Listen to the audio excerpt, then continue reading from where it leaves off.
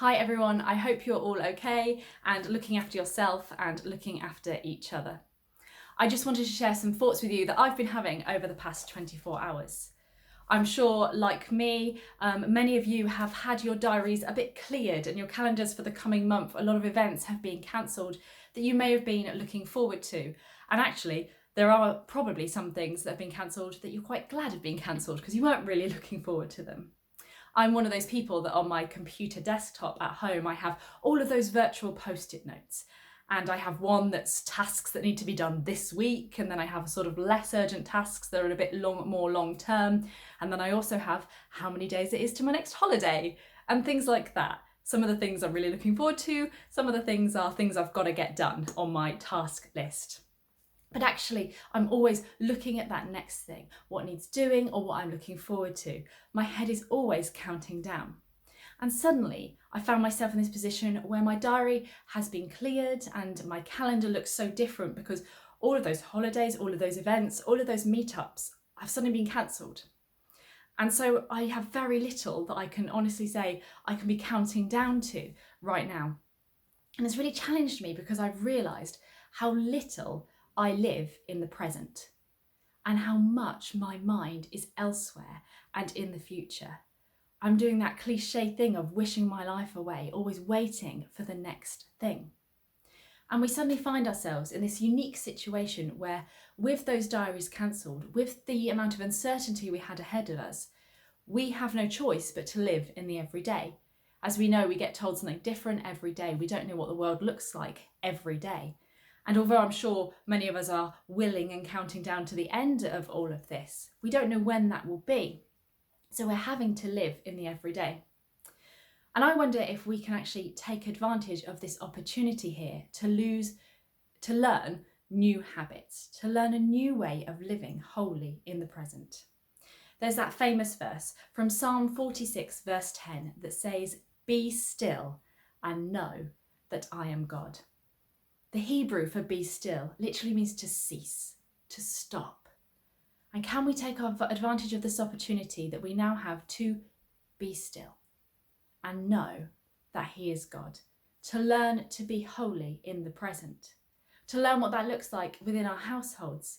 I constantly say I wish I had more time with my family. Well, now actually I've been given more time with my family. So what does it look like to be present with them? I know some of you may be in the situation where you're alone in your households right now. How does it look like to pick up that phone and call that person that you haven't invested any time in for a while? Or actually that person that you've wanted to get to know a bit better, but you keep putting it off and there's never enough time. Well, now take the time to invest in that relationship. But above all else, take the time to invest in your relationship with God. Because to be still and know that I am God means to be still and start first and foremost with being present with God, being aware of His presence. There's a pastor called Tom Stewart, and he's written a great little article on this, which I will put a link to it in the description box below this video, so you can go and have a look for yourself. And he lists 8 ways that we can be present. I'm not going to go through them all because I'll be talking for too long, but I think we can just reflect on a few of them now. First is to be focused. Are we focused on the task in hand, on what we're doing right now? Or is our focus constantly elsewhere? Are we constantly distracted by everything that's been going on? Scripture tells us to fix our eyes on Jesus. Where is your focus? Is your focus on Jesus or is it on the storm around you? What's going on with our focus?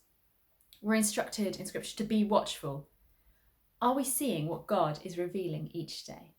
We may think that being watchful at the moment means watch the news all the time. Please don't do that, because actually I don't think it's healthy right now. Do tune in, if you want an update, but I think watching the constant loop is not going to do anybody any good right now. But I was challenged recently on the fact that I listen to music constantly. If I'm alone in the house, my speakers are on. If I'm walking down the street, my headphones are in. And even if it's worship music, I've really felt God saying to me recently, "Where's your space, Sarah, for me to speak during those times? What are you missing on your walks around the place? What are you missing when you're wandering around the house of the things that I want to draw your attention to? Because there's just noise constantly." And now we have that opportunity to be watchful for what God is doing in our lives at the moment. We're instructed to be content. Paul writes, I have learned to be content whatever the circumstances. Now, Paul spent a lot of his time in prison, in a time where Christians were being really badly persecuted, and he learned to be content within it all. I wonder what that challenge may mean for us amongst everything that's going on. When we actually want to be out, we don't want to be isolated. What does it mean to be content? Yeah, I'm restricted to my home, but I've got a home. Let's think about those things. We're instructed to be thankful, to be prayerful, to be strong, to be loving. Let's make sure that in this society of selfishness, with panic buying, we are a people who are known for our love. How can you reach out to someone and show them love today? Maybe actually it's someone not that far away and it's someone that you live with, that you know you haven't been that loving to recently, and you need to swallow a bit of pride and show them a bit more love. And then finally, to believe. We're told to trust in the Lord at all times. I think that's relevant very much right now, to trust in God, because we don't know what's going to happen tomorrow, but He does. We don't know how this is all going to pan out, but He does. So how can we, in this time of chaos and confusion, look at ourselves, reflect on how present we have been? I know I've been very poorly present in life recently, and go, do you know what? I'm going to learn to be present in the everyday. I'm going to learn new habits during this time while I've got the space to do so. I'm going to learn what it truly means to be still and know that I am God. Thank you for listening. Look after yourselves, and I hope to be back with something new soon.